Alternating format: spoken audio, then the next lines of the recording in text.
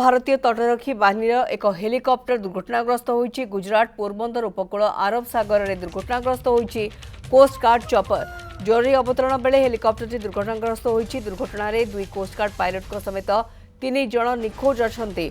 जन को उद्धार करा जायछि। निखोज 3 जन को उद्धार पाई जोरदार सर्च ऑपरेशन चली। गुजरात बात्यारे 67 जन को उद्धार करथिला एही हेलिकॉप्टर। सर्च ऑपरेशन में तटरक्षी बाहिनीर 4टी जहाज और 2टी एयरक्राफ्ट लगी।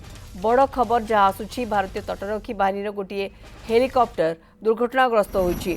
गुजरात पोरबंदर उपकूल अरब सागर में दुर्घटनाग्रस्त होइछि। कोस्टगार्डर चॉपर जरूरी अवतरण बेले हेलिकॉप्टर दुर्घटनाग्रस्त होइतिबार सूचना आसुछि एवं दुर्घटना रे दुई कोस्टगार्ड पायलट समेत 3 जन निखोज अछंती। जन को उद्धार करा जायछि।